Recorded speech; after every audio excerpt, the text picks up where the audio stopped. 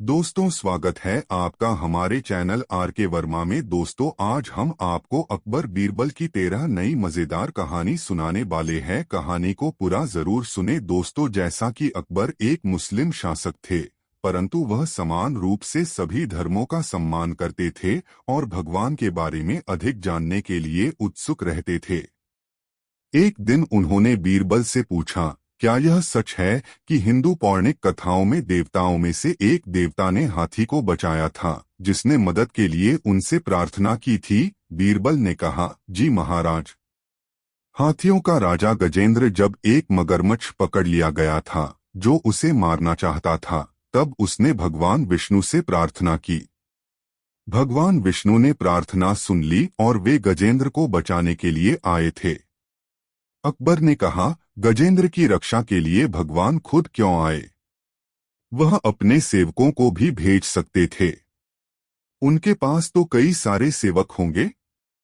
बीरबल ने कहा, मैं कुछ ही दिनों में इस सवाल का जवाब दे दूंगा। राजकुमार अक्सर अपने एक सेवक के साथ शाम को सैर के लिए जाते थे। बीरबल ने चतुराई से उस सेवक से दोस्ती कर ली और उसे किसी को भी बताने के लिए मना किया कि वे दोस्त थे। फिर वह मोम का एक पुतला लेकर आया जो बिल्कुल राजकुमार की तरह दिखता था। एक शाम जब राजकुमार सो रहा था, तब बीरबल ने राजकुमार के बजाय सैर के लिए पुतले को ले जाने को सेवक से कहा। सेवक ने वैसा नहीं किया जैसा बीरबल ने कहा था। थोड़ी देर बाद वह सेवक अकबर के पास दौड़ते हुए आया और बोला, जहांपना, जल्दी चलिए, राजकुमार तालाब में गिर गए हैं। वह तैरना नहीं जानते हैं। अकबर ने यह सुना तो वह अपने सिंहासन से जोर से उछले और तालाब की ओर भागे। जब वह तालाब पर पहुंचे तो राजकुमार को बचाने के लिए उसमें कूद गए।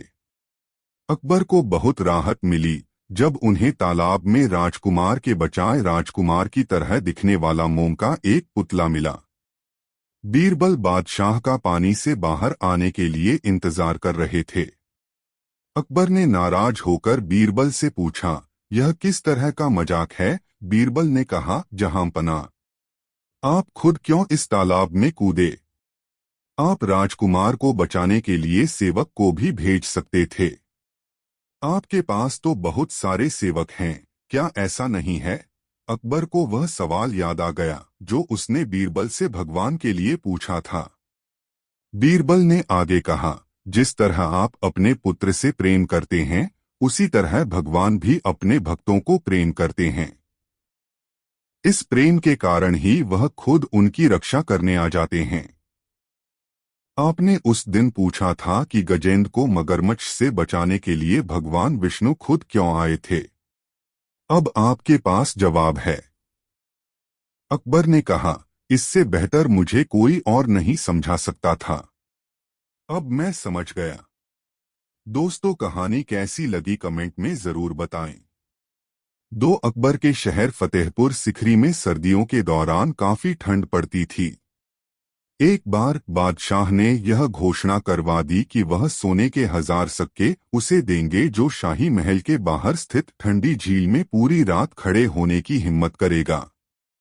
कई दिनों तक अकबर के पास कोई भी नहीं आया। फिर एक दिन एक गरीब ब्राह्मण दरबार में आया। अकबर उस गरीब आदमी को देखकर हैरान रह गए। वह बहुत कमजोर और बीमार था। अकबर ने पूछा, तुम काफी कमजोर और बीमार हो, तुम इस मुश्किल चुनौती को क्यों लेना चाहते हो? ब्राह्मण बोला, मेरे राजा, मैं एक गरीब आदमी हूँ।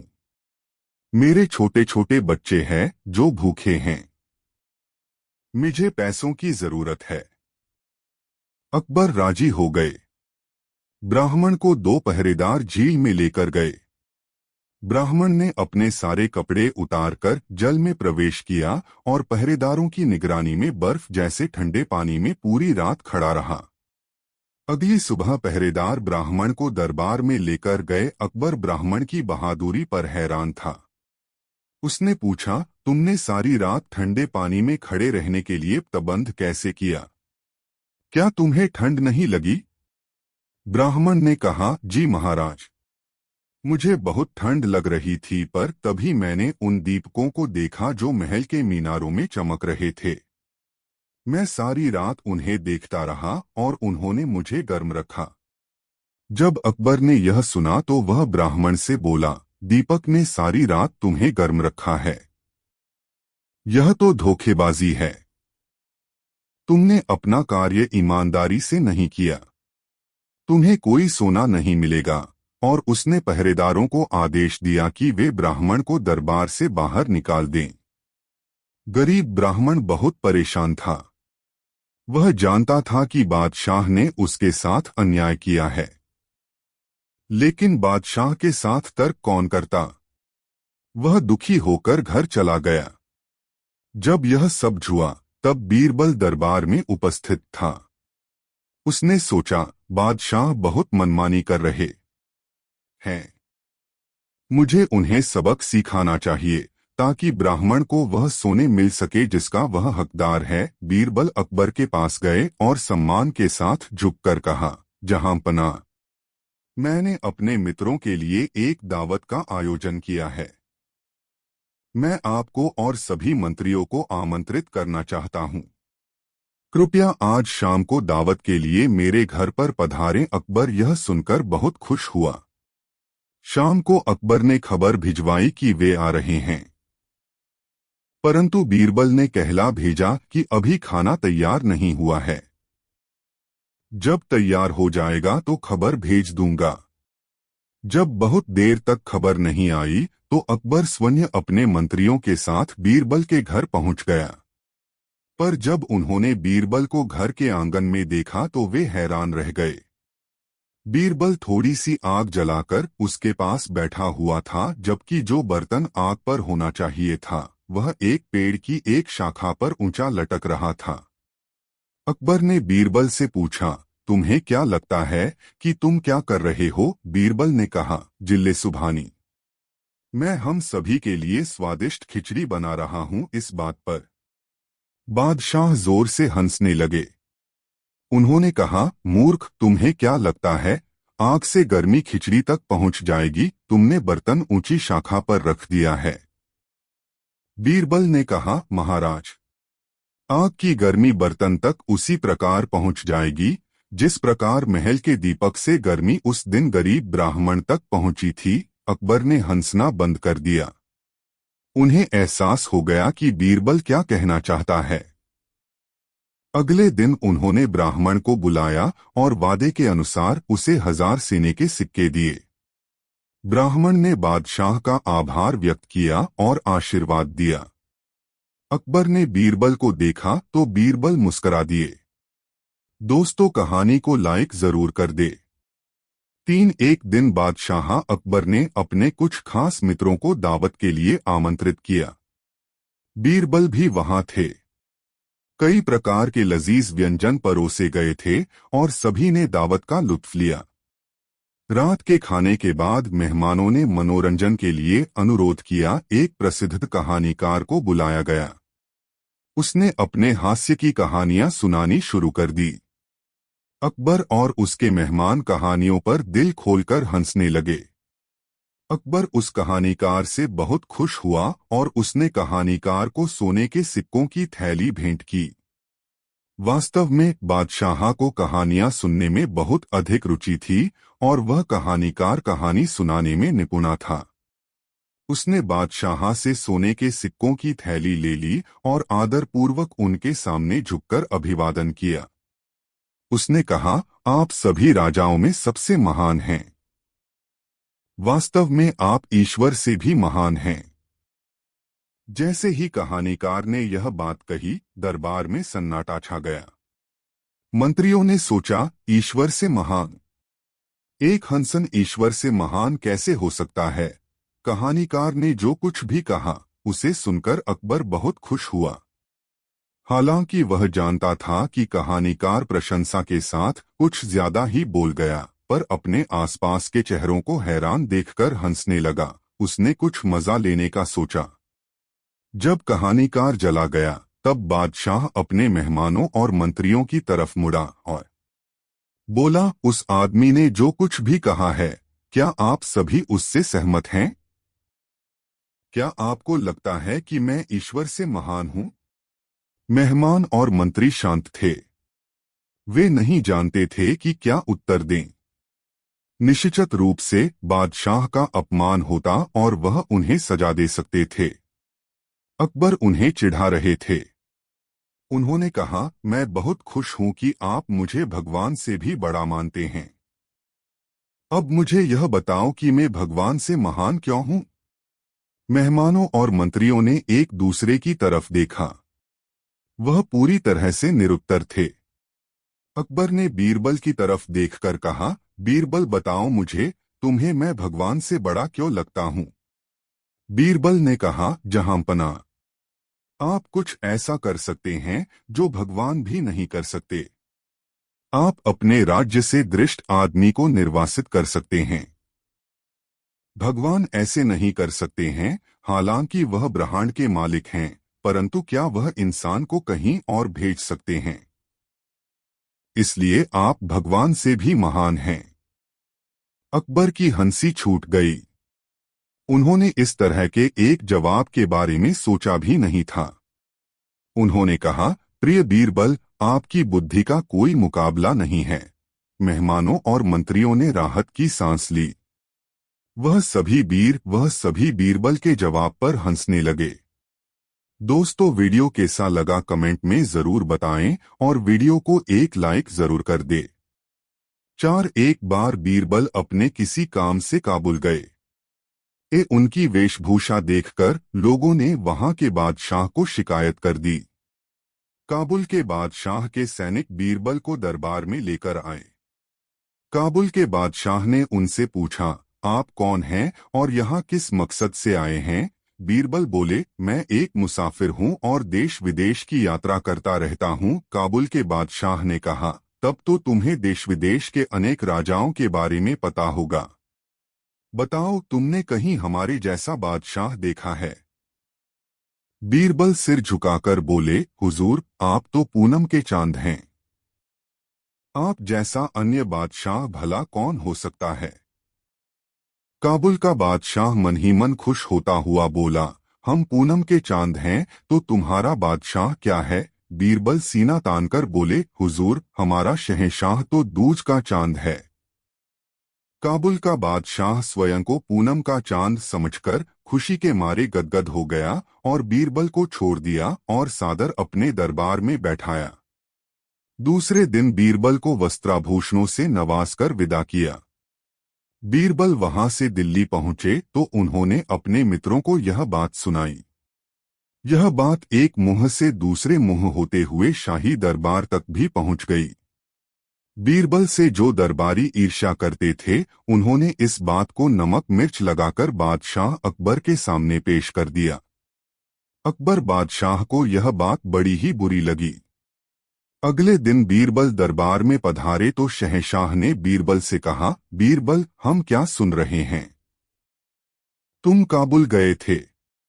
बताओ, तुमने वहां के सुल्तान से क्या कहा है?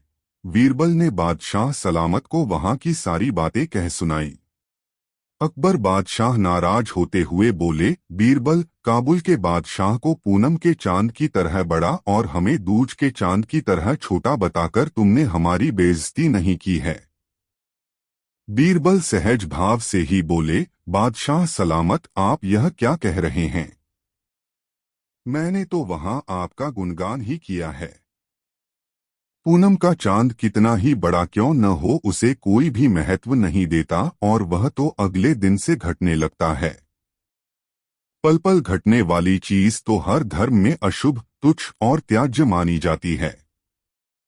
दूज का चांद चाहे कितना भी छोटा हो, लेकिन हिंदू और मुसलमान दोनों ही बड़े आदर भाव के साथ उसका दर्शन करते हैं। मुस्लिम महीना दूज से ही शुरू होता है। हिंदू लोग दूज के चांद को शुभ मानकर उसी दिन शुभ कार्य की शुरुआत करते हैं। इन सबसे बड़ी बात यह है कि दूज का चांद दिन प्रतिदिन बढ़ता ही है। जहांपनाह, अब आप ही बोलिए कि काबुल के बादशाह को पूनम का चांद और आपको दूज का चांद कहकर मैंने किसकी प्रशंसा की है? बीरबल को बादशाह ने उठकर गले से लगा लिया और कहा, मुझे पता है बीरबल, तुम जहां भी जाओगे वहां मेरी प्रशंसा ही करोगे। बीरबल से जलने वाले दरबारियों का मुंह इतना सा हो गया और जो दरबारी बीरबल की पसंद करते थे वे तालियां पीटकर उनकी तारीफें करने लगे। बीरबल की यही तो विशेषता थी कि वह बहुत ही सोच समझकर बातें करते थे और मौका आने पर अपनी बात को सिद्ध करके दिखा भी देते थे। दोस्तों, वीडियो को लाइक जरूर कर दे। 5 शहंशाह अकबर ने एक मुंशी को चुंगी अधिकारी बना दिया। वह मुंशी बहुत ही प्रसन्न हुआ और बादशाह की ढेरों प्रशंसा करके चला गया। कुछ दूरी पर ही बीरबल बैठे थे। मुंशी के जाने के बाद वह बोले, हुजूर, वह मुंशी बहुत ही चालाक, धूर्त और बेईमान जान पड़ता है। देखना, वह बेईमानी करने से बाज नहीं आएगा। बादशाह ने बीरबल की बातों पर कोई ध्यान नहीं दिया। बीरबल का शक सच साबित हुआ। बादशाह के पास मुंशी की शिकायतें आने लगीं कि मुंशी रिश्वत लेता है और प्रजा को बहुत ही तंग करता है। बिना रिश्वत लिए किसी से भी बात नहीं करता है। बादशाह सलामत ने मुंशी का तबादला वहां कर दिया जहां बेईमानी करने की कोई गुंजाइश ही नहीं थी। वह मुंशी अधिकारी से घुड़साल का मुंशी मुकर्रर कर दिया गया। अब मुंशी का काम घोड़ी की लीद तोलना था, लेकिन जहां चाह होती है वहां राह निकल ही आती है। मुंशी ने वहां भी अपनी आदत न छोड़ी और रिश्वत लेने शुरू कर दी। मुंशी साइसों से बोला, तुम सब घोड़ों को दाना कम खिलाते हो, इसीलिए मुझे लीद तोलने को भेजा गया है। यदि तुम्हारी लीद तोल में कम बैठी तो मैं शहंशाह से शिकायत कर दूंगा। साइस यह सुनकर डर गए और मुंशी को प्रति घोड़ा 1 रुपया देने लगे। बादशाह के पास मुंशी की शिकायत पहुंची तो उन्होंने यमुना नदी की लहरें गिनने का काम उसे सौंप दिया। यहाँ पर बेईमानी का कोई काम नहीं था। मुंशी बेईमानों का बेईमान था। यहाँ भी उसने कमाई का रास्ता ढूंढ निकाला। अब मुंशी ने नावों को रोकना शुरू कर दिया और कहने लगा, रुको, मैं अभी लहरें गिन रहा हूँ। बेचारे नाविक जब नावों को रोक रोक कर परेशान हो गए तब उन्होंने मुंशी को प्रतिमाह 10 रुपये देने प्रारंभ कर दिया। दरबार में जब यह खबर पहुंची कि मुंशी नाविकों से पैसे वसूलता है तो शहंशाह ने हुक्म जारी किया कि नावों को न रोका जाए और उन्हें जहां जाए जाने दिया जाए। शातिर दिमाग मुंशी कहाँ किसी बंदिश और नियम को मानने वाला था। यहाँ भी उसने अपनी बुद्धि का इस्तेमाल कर एक तख्ती को तट पर यह लिखकर लगा दिया, रोको मत जाने दो। यह द्व्यर्थी वाक्य शहंशाह के हुक्म का भी पालन कर रहा था और मुंशी को भी रिश्वत दिलवा रहा था। बादशाह के पास फिर भी मुंशी की शिकायतें पहुंचने लगीं तो उन्होंने उस मुंशी की हरकतों से तंग आकर उसे नौकरी से हमेशा के लिए हटा दिया और बीरबल से कहा, बीरबल, हमने तुम्हारी बात नहीं मानी। तुम्हारा कहना सही था कि यह मुंशी जरूरत से ज्यादा होशियार और बेईमान लगता है। यह सब कहकर शहंशाह ने बीरबल के जिम्मे कर्मचारियों को जांचने परखने का काम लगा दिया। दोस्तों, वीडियो कैसा लगा कमेंट में जरूर बताएं। 6 बादशाह अकबर दरबार में आकर अभी बैठे ही थे कि तभी दरबार में एक हत्या का मामला आ गया। बादशाह को बड़ा ही बुरा लगा कि आज की शुरुआत हत्या के मामले से ही हो रही है। बादशाह ने हुक्म दिया, यह हत्या का मामला है, इसमें जल्दबाजी करना ठीक नहीं होगा। इस मामले की सुनवाई अगले दिन होगी। अपराधी को मौका मिल गया। वह दूसरे दिन दरबार लगने से पहले ही बीरबल के घर पर पहुंच गया और दरबार के लिए तैयार हो रहे बीरबल के आगे गिड़गिड़ाने लगा, हुजूर, आप बुद्धिमानों के बुद्धिमान हैं। मैं बड़ी आशा लेकर आपकी शरण में आया हूं। मेरी फांसी की सजा उम्र कैद में तब्दील हो जाएगी तो मेरे परिजन आपका यह उपकार जीवन भर नहीं भूलेंगे। बीरबल यह सब सुनकर अवाक रह गए। अपराधी आगे बोला, हुजूर, मेरी आपसे प्रार्थना है कि मेरी तरफ से आप ही बहस करें। बीरबल ने जवाब में कुछ नहीं कहा। मामला दरबार में पेश हुआ। बादशाह अकबर ने अपराधी को उम्र कैद की सजा सुनाई। अपराधी आश्चर्यचकित भी हुआ और खुश भी हुआ। वह धीरे धीरे चलकर बीरबल के नजदीक आया और बोला, हुजूर, लाख लाख शुक्रिया, आपने मेरी फांसी की सजा उम्र कैद में करवा दी। मैं आपका ताम्र ऋणी रहूंगा। यह सुनकर बीरबल बोले, हाँ, मुझे इस मामले में बड़ी दिक्कत उठानी पड़ी। जहां पनाह तो तुम्हें निर्दोष समझकर छोड़ने जा रहे थे। मेरे बार बार समझाने पर उन्होंने तुम्हें उम्र कैद की सजा दी, क्योंकि केवल मुझे पता है कि तुमने अपराध किया है और तुमने मेरे घर पर अपना अपराध कबूल भी किया है। हकीकत यही थी। अपराधी यह सुनकर हतप्रभ रह गया। वह माथा पीट कर रह गया कि बीरबल के सामने उसने अपना अपराध आखिर कबूल क्यों किया। दोस्तों, वीडियो कैसा लगा कमेंट में जरूर बताएं और वीडियो को एक लाइक जरूर कर दे। साथ बादशाह अकबर से कुछ खास लोग मिलने के लिए दरबार में आ गए, लेकिन बादशाह सलामत दरबार में अभी तक नहीं आए थे। मेहमान कुछ ज्यादा ही खास थे। बीरबल ने बादशाह की ओर से मेहमानों की खूब आवभगत की और उन्हें सम्मान के साथ उचित आसन पर बैठाया। इतने में एक आदमी दरबार में आया और दरबारियों से कहा, आज बादशाह सलामत की माताजी का इंतकाल हो गया है। यह कहकर वह आदमी वापस चला गया।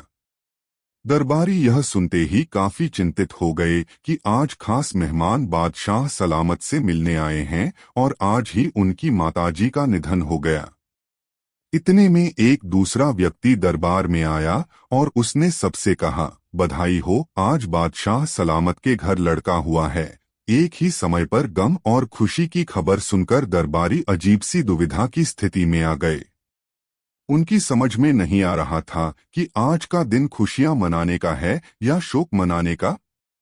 उन्हें अब रोना चाहिए या हंसना चाहिए। दरबारी जब किसी निर्णय पर नहीं पहुंच सके तब वे सब बीरबल के पास गए और बोले, बीरबल, तुम ही बताओ, हमें हंसना चाहिए या रोना चाहिए। बीरबल बोले, आप सब वही करें जो बादशाह सलामत करें। दरबार में बादशाह के आने का इंतजार करें।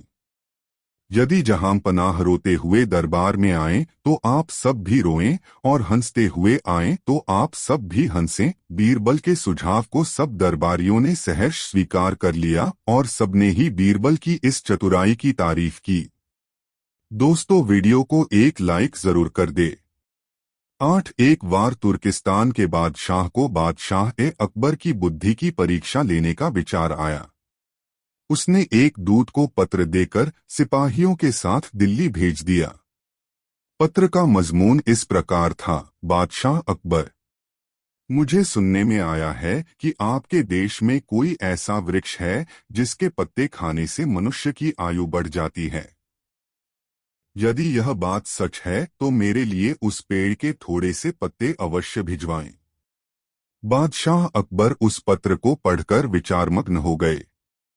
कुछ देर तक वह बीरबल से रायमशविरा करते रहे।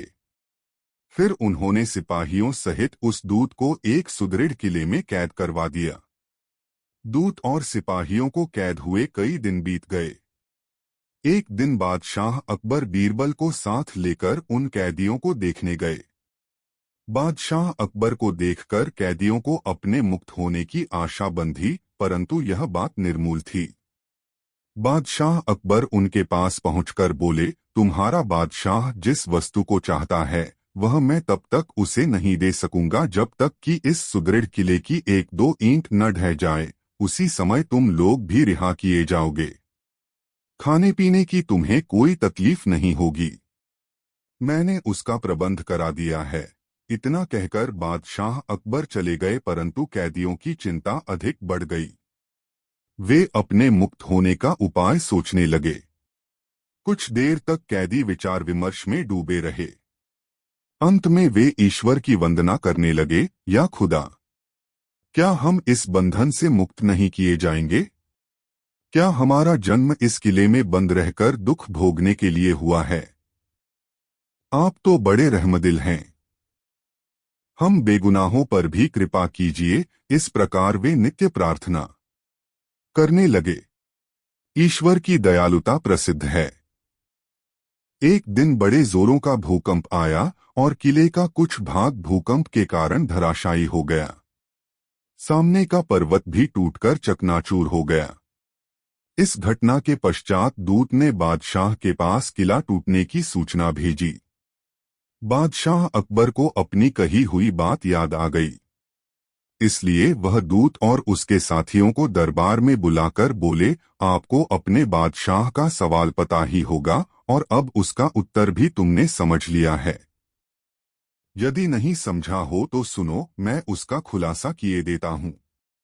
देखो, तुम लोग गिनती में केवल सी हो और तुम्हारी आह से ऐसा सुदृढ़ किला ढह गया। फिर जहाँ हजारों लोगों पर अत्याचार हो रहा हो, वहाँ के बादशाह की उम्र कैसे बढ़ेगी? लोगों की आह से उसका शीघ्र ही पतन हो जाएगा। हमारे राज्य में अत्याचार नहीं होता। गरीब प्रजा पर अत्याचार न करना और भली भांति पोषण करना ही आयुवर्धक वृक्ष है। बाकी सारी बातें बेकार हैं। इस प्रकार समझा बुझाकर बादशाह अकबर ने उस दूत और उसके साथियों सहित स्वदेश जाने की आज्ञा दे दी और उनका मार्ग व्यय भी दिया। तुर्किस्तान पहुंचकर उन्होंने दिल्ली की सारी बातें अपने बादशाह को समझाई। बादशाह अकबर की बातों से शिक्षा लेकर वह बादशाह और उसके दरबारी उनकी भूरी भूरी प्रशंसा करने लगे। सच है, लोगों की दुआओं से ही इंसान फलता फूलता है, फिर चाहे वह बादशाह हो या फकीर। दोस्तों, वीडियो कैसा लगा कमेंट में जरूर बताएं और वीडियो को एक लाइक जरूर कर दे। 9 बसंत ऋतु में एक दिन बादशाह अकबर ने बाग में दरबार लगाने की इच्छा व्यक्त की। तुरंत बाग में दरबार लग गया, जहां बादशाह सिंहासन पर बैठे थे। बादशाह अकबर के पास ही बीरबल बैठे हुए थे, जो बादशाह की संपत्ति लेकर न्याय कर रहे थे। न्याय का काम 5-6 घंटों तक होता रहा। उपस्थित लोगों का न्याय हो चुका था। उसके बाद एक व्यापारी आया। उसने अपनी अर्जी बादशाह अकबर के सामने रखी। बादशाह अकबर ने बीरबल से उसे पढ़कर सुनाने को कहा। आज्ञानुसार बीरबल ने उसे पढ़कर सुनाया। बादशाह अकबर की प्रतिष्ठा की अनेक पंक्तियों के बाद उसमें लिखा था, मैं अजमेर शहर का रहने वाला हूँ। देश विदेश में घूम फिरकर माल खरीदना बेचना मेरा काम है। जिस समय में बंग देशांतर्गत ढाका नगर में पहुंचा, वहां मैंने एक सौदागर के पास एक राजहंस देखा, जो बहुत सुंदर और गुणवान था। उसके पंख सोने जैसे थे। मैं उसकी सुंदरता का वर्णन नहीं कर सकता। आपके महल में रहने योग्य जानकर मैंने उसको खरीदने का विचार किया। फिर उस सौदागर को मुहमांगा दाम देकर उसको मोल ले लिया। उसे एक पिंजड़े में बंद करके यहाँ लाया तथा अपने कमरे में टांग दिया। वह पिंजड़ा हमेशा वहां टंगा रहता था। आज मैं जिस समय अपने घर वापस गया तो मुझको पिंजड़े में राजहंस नहीं मिला। मुझको शक है कि मेरे नौकरों ने उसे मार डाला है। मैं प्रार्थना करता हूं कि उसकी खोज कराकर अपराधियों को दंड दिया जाए। यह फरियाद सुनकर बादशाह अकबर ने उस व्यापारी के नौकरों को दरबार में बुलाने की आज्ञा दी। आज्ञानुसार उसके सब नौकर कुछ ही देर में दरबार में पहुंच गए। बादशाह अकबर ने उन नौकरों से अच्छी तरह पूछताछ की, परंतु जब कुछ पता नहीं चला तो उन्होंने व्यापारी से कहा, तुम्हारी चोरी का पता नहीं चला। हमने तुम्हारे नौकरों से पूछताछ कर ली। अब यदि तुम्हें किसी दूसरे पर शक हो तो बताओ। यह सुनकर उस व्यापारी का मुंह उतर गया। उसने बीरबल से कहा, जैसा आज मेरे साथ न्याय हुआ, यदि ऐसे अन्य न्याय भी होते हों तो फिर सच्चा न्याय कौन करता है? बीरबल ने कहा, मैं तुम्हारा न्याय किए देता हूं। फिर बीरबल ने व्यापारी के नौकरों को दोबारा बुलाने की आज्ञा दी। सिपाही नौकरों को ले आए। कुछ खोज करने के बाद बीरबल उनकी ओर देखकर बोले, क्यों रे चोर, तेरे मन में क्या विचार है?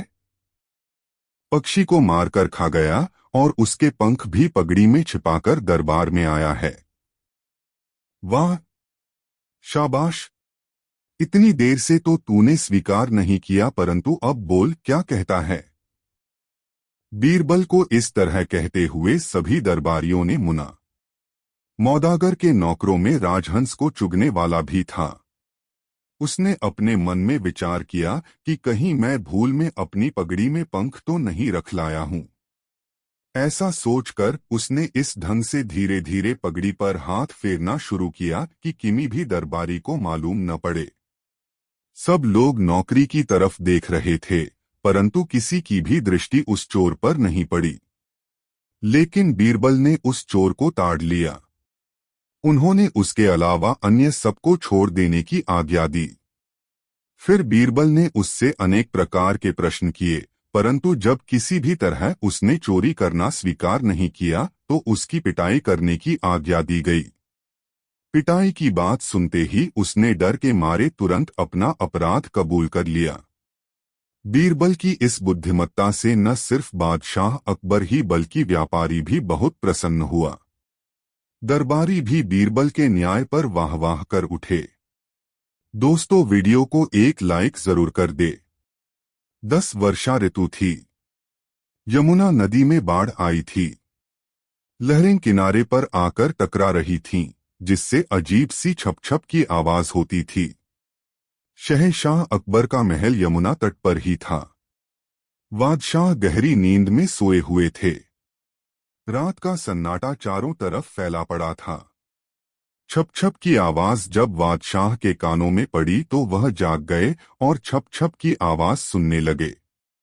फिर इसके बाद बादशाह को नींद नहीं आई तो वह कमरे में ही उठकर टहलने लगे। टहलते टहलते वह खिड़की के पास आ गए और पानी से लबालब भरी यमुना नदी को अपलक देखने लगे। लहरों की छपछपाहट अभी भी उनके कानों में गूंज रही थी। तभी उन्हें ऐसा जान पड़ा जैसे नदी रो रही हो। शहंशाह के मन में सवाल उठ खड़ा हुआ कि आखिर क्या बात है। रात के सन्नाटे में सब सो रहे हैं मगर नदी क्यों रो रही है। अपने इस प्रश्न का जवाब वह नहीं ढूंढ सके तो बिस्तर पर आकर चुपचाप लेट गए। दूसरे दिन शहंशाह दरबार में आए तो सभी दरबारियों से यही प्रश्न किया कि नदी रोती क्यों है। बारी बारी से सभी दरबारियों ने अपनी समझ के अनुसार जवाब दिया, लेकिन किसी के भी जवाब से बादशाह को संतुष्टि नहीं मिली। इसी बीच बीरबल दरबार में पधारे। बादशाह ने बीरबल को देखते ही सवाल कर दिया, बताओ बीरबल, नदी क्यों रोती है। बीरबल इस बेतुके सवाल पर कुछ देर तक हतप्रभ खड़े रहे। फिर उन्होंने कहा, जहांपनाह, मैं आपके सवाल का जवाब तभी दे सकता हूं जब मैं नदी का रोना अपने कानों से सुनूंगा। बीरबल, नदी के रोने की आवाज तो मैं तुम्हें रात के सन्नाटे में ही सुना सकता हूं। बादशाह ने यह कहकर बीरबल को देखा। बीरबल रात होने पर शहंशाह के महल में पहुंचे। बादशाह उन्हें अपने महल की खिड़की के पास ले गए और वह छप छप की आवाज उन्हें सुनाई और इसका कारण पूछा। बीरबल अगले पल ही यह समझ गए कि यह तो पानी के बहने की आवाज है और बादशाह ने इसे ही नदी का रोना मान लिया है। बीरबल झुककर बड़े ही विनम्र स्वर में बोले, हुजूर, नदी अपने पिता के घर यानी पहाड़ से विदा होकर अपने पति यानी समुद्र के यहाँ जा रही है, जिससे वह पिता से अलग होने के गम में रोती जा रही है। बीरबल का जवाब इतना सटीक और हकीकत भरा था कि बादशाह अकबर खुशी के मारे गदगद हो गए और कहा, बीरबल, तुम्हारे पास तो हर सवाल का जवाब होता है। हम तुम्हारे जवाब से संतुष्ट हुए। दोस्तों, कहानी कैसी लगी कमेंट में जरूर बताएं। 11 बादशाह अकबर के मन में हमेशा कोई न कोई सवाल उठता ही रहता था। एक दिन बादशाह सलामत ने बीरबल से कहा, बीरबल, दरबार में एक ऐसे आदमी को ढूंढ कर ले आओ जो बहुत ही बुद्धिमान हो।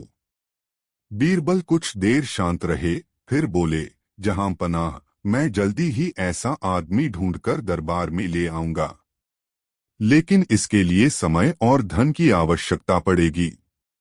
बादशाह अकबर बोले, बीरबल, सोने की 300 मोहरें और 1 हफ्ते का समय हम तुम्हें देते हैं। धन और 1 हफ्ते का अवकाश लेकर बीरबल अपने घर चले गए। सारा धन उन्होंने दीन दुखियों में बांट दिया। सप्ताह के अंतिम दिन बीरबल ने एक चरवाहे को पकड़ा और उसे स्नान करवाकर अच्छे कपड़े पहनाए तथा सोने की 100 मोहरें उसे देकर दरबार में ले आए।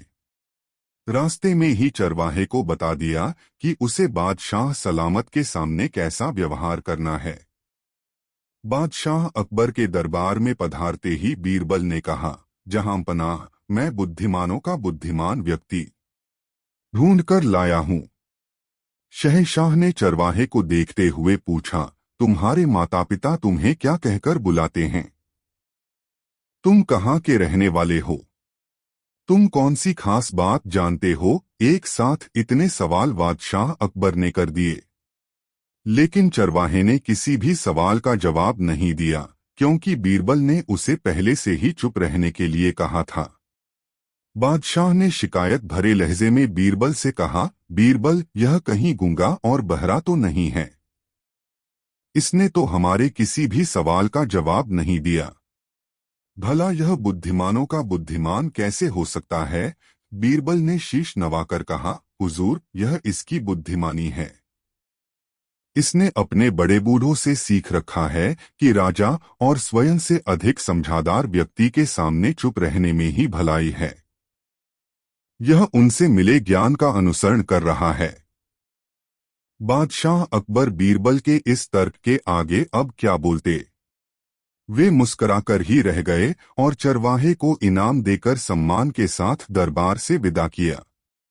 दोस्तों, वीडियो कैसा लगा कमेंट में जरूर बताएं और वीडियो को एक लाइक जरूर कर दे। 3 अकबर के शहर फतेहपुर सिकरी में सर्दियों के दौरान काफी ठंड पड़ती थी। एक बार बादशाह ने यह घोषणा करवा दी कि वह सोने के 1000 सिक्के उसे देंगे जो शाही महल के बाहर स्थित ठंडी झील में पूरी रात खड़े होने की हिम्मत करेगा। कई दिनों तक अकबर के पास कोई भी नहीं आया। फिर एक दिन एक गरीब ब्राह्मण दरबार में आया। अकबर उस गरीब आदमी को देखकर हैरान रह गए। वह बहुत कमजोर और बीमार था। अकबर ने पूछा, तुम काफी कमजोर और बीमार हो, तुम इस मुश्किल चुनौती को क्यों लेना चाहते हो? ब्राह्मण बोला, मेरे राजा, मैं एक गरीब आदमी हूँ। मेरे छोटे छोटे बच्चे हैं जो भूखे हैं। मुझे पैसों की जरूरत है। अकबर राजी हो गए। ब्राह्मण को 2 पहरेदार झील में लेकर गए। ब्राह्मण ने अपने सारे कपड़े उतारकर जल में प्रवेश किया और पहरेदारों की निगरानी में बर्फ जैसे ठंडे पानी में पूरी रात खड़ा रहा। अगली सुबह पहरेदार ब्राह्मण को दरबार में लेकर गए। अकबर ब्राह्मण की बहादुरी पर हैरान था। उसने पूछा, तुमने सारी रात ठंडे पानी में खड़े रहने के लिए प्रबंध कैसे किया? क्या तुम्हें ठंड नहीं लगी? ब्राह्मण ने कहा, जी महाराज, मुझे बहुत ठंड लग रही थी, पर तभी मैंने उन दीपकों को देखा जो महल के मीनारों में चमक रहे थे। मैं सारी रात उन्हें देखता रहा और उन्होंने मुझे गर्म रखा। जब अकबर ने यह सुना तो वह ब्राह्मण से बोला, दीपक ने सारी रात तुम्हें गर्म रखा है? यह तो धोखेबाजी है। तुमने अपना कार्य ईमानदारी से नहीं किया। तुम्हें कोई सोना नहीं मिलेगा। और उसने पहरेदारों को आदेश दिया कि वे ब्राह्मण को दरबार से बाहर निकाल दें। गरीब ब्राह्मण बहुत परेशान था। वह जानता था कि बादशाह ने उसके साथ अन्याय किया है, लेकिन बादशाह के साथ तर्क कौन करता। वह दुखी होकर घर चला गया। जब यह सब हुआ तब बीरबल दरबार में उपस्थित था। उसने सोचा, बादशाह बहुत मनमानी कर रहे हैं। मुझे उन्हें सबक सिखाना चाहिए ताकि ब्राह्मण को वह सोने मिल सके जिसका वह हकदार है। बीरबल अकबर के पास गए और सम्मान के साथ झुककर कहा, जहांपनाह, मैंने अपने मित्रों के लिए एक दावत का आयोजन किया है।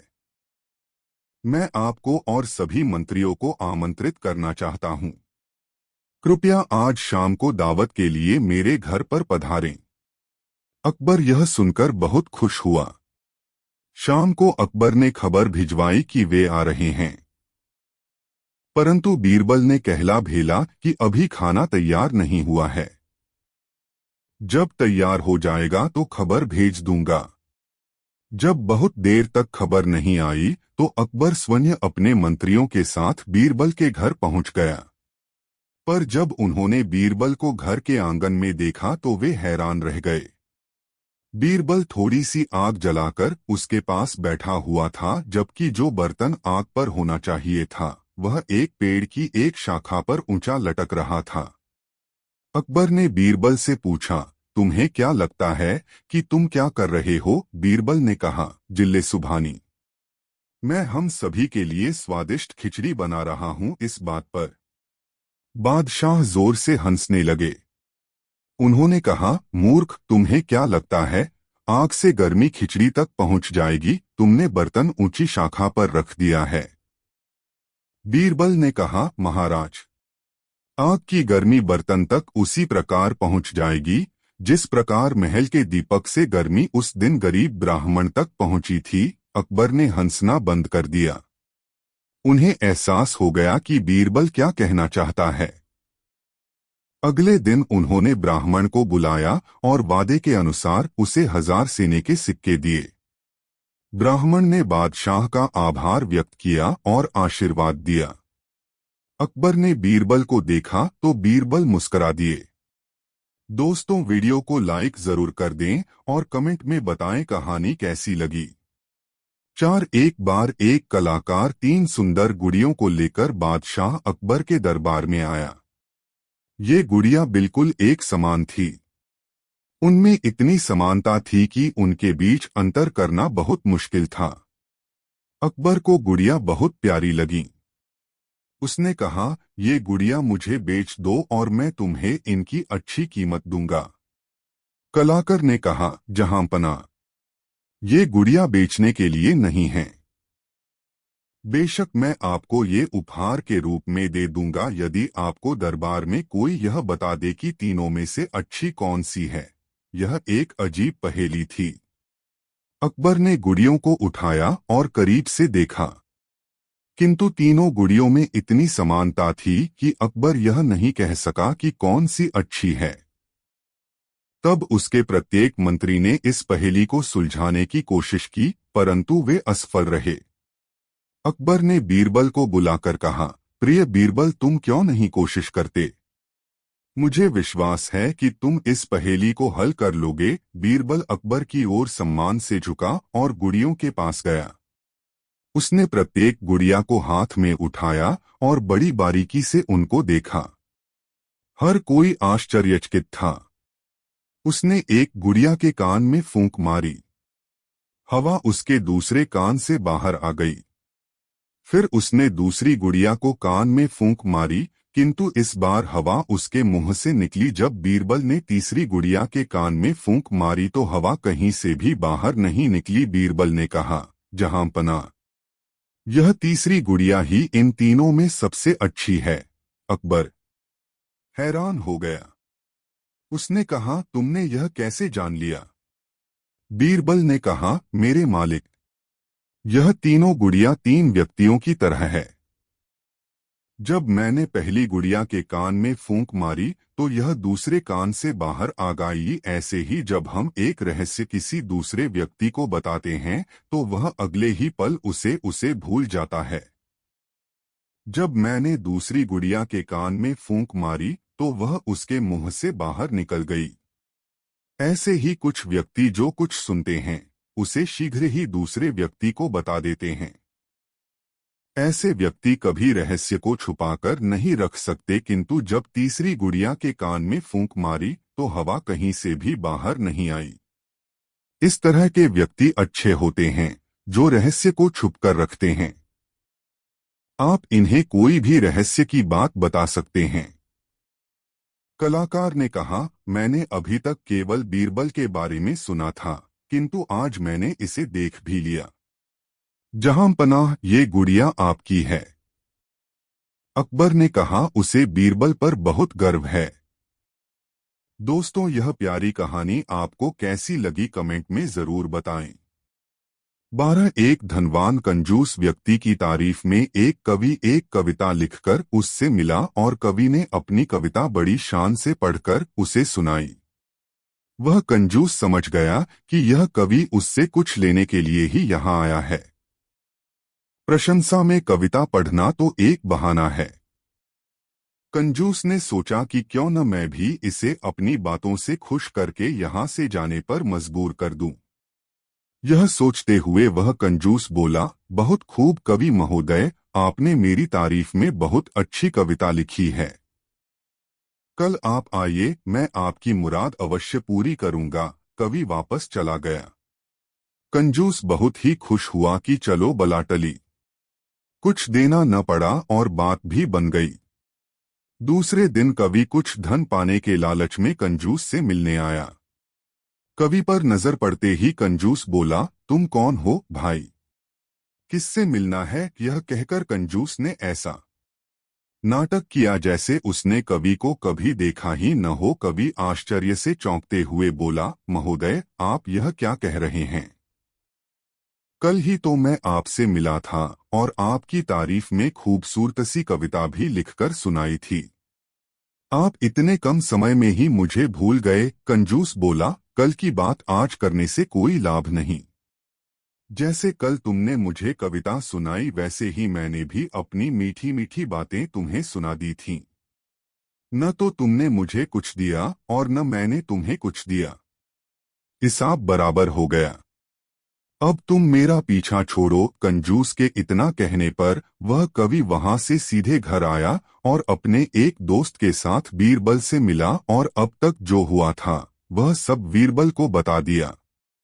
बीरबल बोले, कवि महोदय, आप एक हफ्ते के बाद अपने इस दोस्त को उस कंजूस के यहाँ भेजना। जब आपका दोस्त कामकाज के बहाने उससे मित्रता कर ले तब किसी दिन उसे घर पर आने का निमंत्रण देना। उस दिन मुझे भी बुला लेना, लेकिन इतना अवश्य ध्यान रहे कि उसे केवल न्योता देना है, खाना नहीं खिलाना है।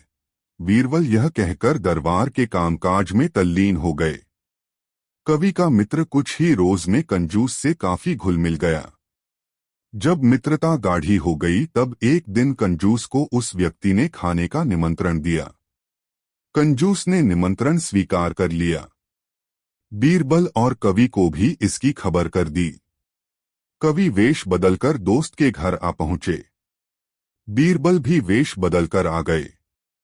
थोड़ी देर बाद कंजूस भी आ गया। उन तीनों ने ही कंजूस की बड़ी आवभगत की और कंजूस से तरह तरह की मीठी बातें करने लगे। कंजूस भूखा था क्योंकि वह घर से खाकर नहीं चला था और दावत के नाम पर सुबह से ही कुछ खाया नहीं था। जब उसे भूख कुछ अधिक ही सताने लगी तो परेशान होकर कंजूस बोला, अरे भाई, खाने पीने का भी इंतजाम है या ऐसे ही बैठे रहना है? कवि के मित्र ने कहा, मित्र, मैंने तुम्हें भोजन के लिए नहीं बुलाया है। मैंने तो तुम्हें केवल भोजन का निमंत्रण देकर प्रसन्न किया है। यह सुनते ही कंजूस ने उन तीनों को ध्यान से देखा, फिर कवि को तुरंत ही पहचान लिया। कंजूस ने अपनी गलती के लिए क्षमा मांगी और कवि को वाजिब इनाम दिया तथा इस घटना से अच्छी सीख ली। दोस्तों, वीडियो कैसा लगा कमेंट में जरूर बताएं और वीडियो को एक लाइक जरूर कर दे। तेरा बादशाह अकबर अभी दरबार में आकर बैठे ही थे कि तभी दरबार में लंका के राजा का एक दूत हाजिर हुआ। बादशाह अकबर ने उसका स्वागत करते हुए कहा, कहो कैसे आना हुआ? दूत सिर झुकाकर बोला, जहां पनाह, आपके दरबार में